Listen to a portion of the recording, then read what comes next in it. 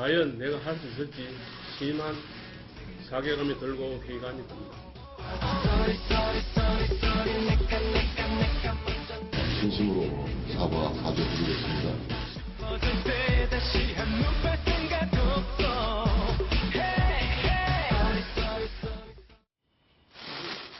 자, 지금 보시는 화면 바로 오늘 새누리당 김희옥 비대위원장과 정진석 원내대표가 만나는 장면인데요. 이정은 차장, 네. 아침부터 여당의 두 지도부가 카페에서 만났다고 합니다. 네, 맞습니다. 어떤 상황이었는지 좀 정리를 해주시죠. 네, 오늘 오전 서울 논현동의 한 커피숍이었는데요. 네. 오늘의 만남은 그 정 원내대표가 수차례 제안하고 또 요청을 해서 이루어졌습니다. 네. 그 16일에 이제 유승민 의원을 비롯해서 탈당파들을 일괄 복당시키는 결정 이후에 네. 이제 그 김 위원장이 참담하다 이러면서 잠적을 한 상태였잖아요. 네. 이제 당으로 돌아오게 만들기 위해서 이제 정진석 원내대표 계속 요청을 했던 것인데요.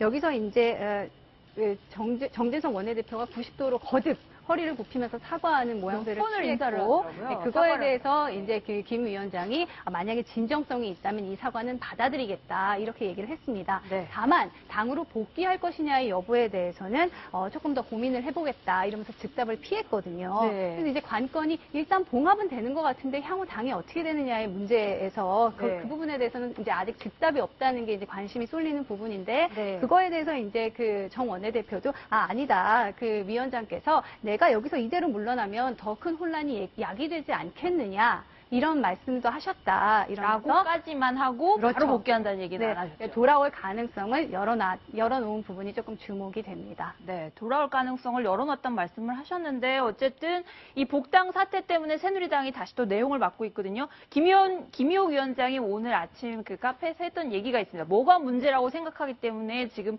복귀를 안 하는 건지 얘기를 한번 먼저 들어보겠습니다. 이번 상황을 겪으면서 정말 혼란스러웠습니다. 제가 보건대 이건 민주주의도 아니고 또 애당심이나 동지에도 그 자리에 없었습니다. 신뢰도 없고 윤리와 기강도 없었습니다. 자, 김태현 변호사께서 좀 말씀을 해주시죠. 어차피 저 비대위원 11명 구성 전부 김희옥 위원장께서 출범하실 때 한 건데 실망도 하고 민주주의도 아니고 어떻게 하겠다는 말씀이실까요? 김희옥 위원장 개인으로 보면 그 당시 비대위에서 어떤 정진석 의원의 강한 언사나 그런 부분들 때문에 굉장히 자존심을 상하거나 네. 심적으로 마음이 아팠을 수는 있습니다. 개인 김희옥은 그럴 수가 있다는 거죠. 네. 문제는 개인 김희옥이 아니라 집권 여당의 새누리당의 비대위원장인 김희옥이라는 사람의 입장에서 오늘의 저 발언들이 과연 타당한 것이냐는 건 저는 의문을 제기할 수가 없는데 볼 수밖에 없는데 민주주의가 아니다 그랬습니다. 네. 정진석 원내대표가 혼자 했나요? 네. 아닙니다. 어찌됐건 새누리 지금 비대위가 최고위를 대신하는 것이고 그 안에서 무기명 표결을 거쳐서 결정한 것이기 때문에 그 결정이 옳고 그름을 떠나서 어찌됐든 간에 민주주의가 아니라는 저 말씀에는 동의할 수 없는 것이고요. 네. 또 하나 애당심도 없었다. 네. 역시 유승민 의원의 복당이 옳고 그름을 떠나서 그러면 유승민 의원의 복당에 찬성하면 애당심이 없는 거고 반대하면 애당심이 있는 겁니까? 그것도 사실은 맞는 말씀은 아니거든요. 네. 만약에 김희옥 위원장이 그 당시 회의에서 정진석 원내대표의 어떤 표결 주장에 반대하거나 이건 내가 위원장의 권한으로서 어떻게든 막아야 되겠다라고 생각을 하셨다면 예전에 새누리당 최고위원회에서 김무성 대표가 김태호 최고위원이 했던 거 있잖아요. 회의 끝! 그만해! 하고 나가는 거 깨고 나오셨어야 됩니다. 그게 아니라 어쨌든 본인이 주재하에 회의 다 끝나고 표결로 결정한 것을 이제 와서 이건 잘못됐다. 이건 민주주의가 아니야. 네. 이건 애당심이 아니야. 난 못하겠어.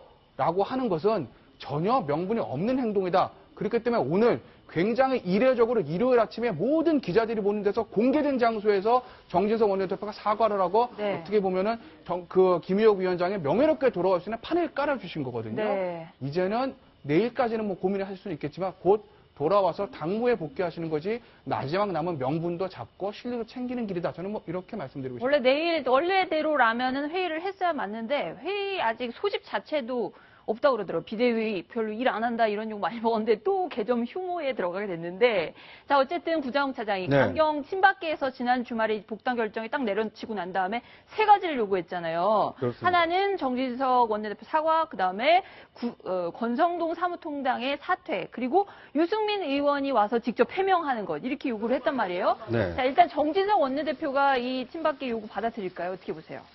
글쎄요, 일단 받아들이기가 좀 쉽지 않을 것 같습니다. 세 가지 다. 네. 왜냐하면 이 친박계가 전체가 모여서 집단적으로 반발한 게 아니고요. 이 강경 친박계 의원이라고 꼽히는 6명이 모였습니다. 네. 조원진, 김태훈, 이장우 의원 등 이제 6명이 모였는데 일반적으로 국회에서 의사결정을 할 때는 의원들이 10명 정도는 일단 동의하거나 찬성을 해야 법안도 발의를 할 수가 있거든요. 네. 근데 지금 새누리당에서 친박계가 한 70명 정도 된다고 하는데 네. 그 10%인 7명도 안 되는 6명이 모여서 한 데다가 또 그 친박계 좌장이라고 하는 서청원 원내대표가 이건 좀 되돌리기는 좀 어려운 거 아니냐. 네. 이 결정을 좀 받아들여야 되는 거 아니냐. 이렇게 어느 정도 인정하는 말을 했기 때문에 강경파 입장에서는 이걸 단순히 뭐 결과가 났다고 해서 수용하기는 어렵겠지만 네. 이것을 정진석 원내대표나 아니면 권성동 사무총장이 절차적 문제가 없었던 것이고 네. 김의옥 위원장의 경우에는 이제 당시에 오늘 처리 안 하면 범죄입니다라고 이제 심리적으로 압박을 하고 강경한 발언을 했기 때문에 이 발언에 대해서는 충분히 사과를 하고 사죄를 할 수 있지만 네. 절차적 정당성이나 결과에 대해서는 문제가 없다라는 인식을 가지고 있기 때문에 네. 굳이 친박계 몇 명이 사죄해라, 사과해라, 사퇴해라, 또 해명해라라고 요구는 할 수 있겠지만 그 당사자들이 그걸 뭐 실제로 사과하고 사죄하고 해명하지는 않을 것으로 전망이 됩니다. 네. 네. 해명하지는 않을 것이라고 구자원 차장이 전망을 하셨는데 이번 복당 파동의 핵심이죠. 유승민 네. 의원.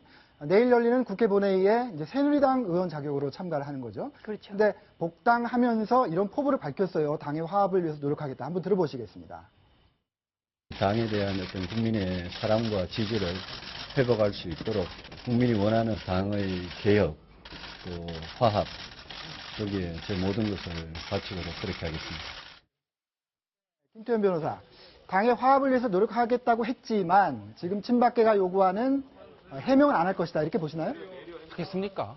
그러니까 지금 뭐 유승민 원내대표가 전 원내대표죠. 네. 돌아와서 저 때문에 무리를 이렇게 죄송합니다. 제가 잘못했습니다. 반성한다는 어떤 언사를 한다는 건 사실 상식적으로 생각하기 쉽지 않죠. 네. 유승민 원내대표가 그렇게 할 것 같지는 않고 그럼 또 전혀 반대로 유승민 원내대표가 예전처럼 청와대하고 각을 세우면서 본인의 길을 갈 것이냐 당분간은 저는 그러지 않을 것으로 봅니다. 네. 왜냐하면 유승민 원내대표에 대해서 어떤 국민적인 지지는 높지만 순수하게 새누리당 당원을 놓고서는 유승민 원내대표에 대한 호불호나 찬반을 묻는다면 그것은 전반적인 국민 여론과 조금 달라질 수는 있는 것이거든요. 네. 어찌됐든 간에 유승민 원내대표라는 뜨거운 감자 때문에 새누리당 총선에 사실은 좋은 결과가 나오지 않았다는 것은 모든 당원이 공감하고 있는 사실이기 때문에 네. 유승민 원내대표는 지금 복당을 했지만 당분간은 조금 몸을 낮추고 잠행하는 아마 그런 스탠스를 가져가지 않을까. 그리고 전당대회 결과를 보고 올 하반기 정도 되면 유승민 원내대표가 본격적인 자기 정치에 시동을 걸지 않을까. 저는 뭐 그렇게 전망을 해봅니다. 네, 그렇군요.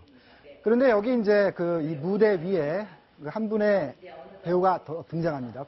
바로 박근혜 대통령인데요. 공교롭게도 1년 전이었죠. 유승민 의원을 상대로 배신의 정치를 한다. 이렇게 얘기를 했던 장소가 바로 국무회의였습니다. 근데 박근혜 대통령이 화요일 날 국무회의에 발언을 하게 됐는데 네. 구자영 차장, 네. 이 문제에 대해서 좀 뭔가 발언이 있을 거로 보십니까? 글쎄요, 제가 뭐 그걸 전망하기는 좀 어려운데요. 네. 네. 박 대통령 입장에서는 좀 곤혹스러울 것 같습니다. 네. 왜냐하면 이것을 언급을 안 하면 뭐 피한다는 인상을 줄 수 있고 또 언급을 하게 되면 그 언급에 대한 책임이 실제로 이제 그 파급력을 미쳐서 변화를 줘야 되는데 작년 1년 전에 배신의 정치를 국민들께서 심판해달라고 했는데 결과적으로 배신의 정치를 얘기한 사람이 지금 심판받은 꼴 된 거 아닙니까? 네. 그러니까 이제 일반적으로 정치권에서 얘기하기를 이 레임덕을요. 의도한 대로 안 되는 것을 레임덕이라고 하는 게 아니고요. 네. 의도한 것과 거꾸로 결과가 나오는 것을 레임덕이라고 하는데 박 대통령 입장에서 보면 유승민 전 원내대표에 대해서 배신의 정치를 심판해달라고 했는데 거꾸로 심판을 받았기 때문에 오히려 이제 이게 그 레임덕의 어떤 시발점 아니냐 이렇게 보는 관측이 높기 때문에 네. 오히려 이번의 경우에는 복당이 된 마당에 네. 이걸 뭐 잘못됐다라든지 또는 그 다시 논의를 해봐야 된다든지 이렇게 하는 것은 정치적 부담이 너무 크기 때문에 오히려 이제 다른 현안으로 좀 피해가지 않을까 그렇게 조심스럽게 전망을 해봅니다. 네, 다른 현안들이 많긴 한데 좀 청와대 입장에서도 버거운 현안들이 남아있죠. 특히 영남권 신공항 네. 다음 주에 결정이 되죠, 이정은 차장. 네, 가장 뜨겁게 달아오를 전국 뇌관 중에 하나입니다. 그 부지 선정 용역을 맡고 있는 그 용역 업체가 24일이 이제 그 계약이 종료되는 때예요. 그래서 그 전에는 결과가 나오지 않을까 모두가 예상을 하고 있고, 실제로 내일쯤에는 국토부 장관의 손 위에 최종 결과가 올라갈 것이다. 이런 네. 예측도 있습니다. 네. 이게 어느 쪽이 되든 다른 한쪽에서는 그 지역 소외론이 나올 수밖에 없기 때문에 굉장히 반발이 뜨거울 네. 것으로 보이고요. 이제 박 대통령이 이제 지자체 간에 먼저 합의를 이룬 다음에 결정이 됐으면 좋겠다 했지만 사실 지자체 간 합의가 가능하지도 않거니와 쉽지 않은 상황입니다. 오히려 지금 벌써부터 엄청 뜨겁게 달아오르고 있기 때문에 이게 향후의 국정 운영에는 대단한 악재가 될 것이다. 이런 전망이 나오고 있습니다. 그러니까 공정성, 객관성, 투명성 이런 게 이제 담보가 돼야 되겠지만 네. 그런 것과는 별개로 지금 정치권 이슈가 되다 보니 TK냐 PK냐 뭐 이것 갖고 지금 공방이 뜨겁죠. 네, 그렇습니다. 이 여당 소식은 일단 여기까지 정리를 해보고요. 야당은 뭐 하는지 좀 알아봤더니요. 마늘을 캐러 갔다고 합니다. 무슨 얘기인지 다음 소식에서 전해드리겠습니다.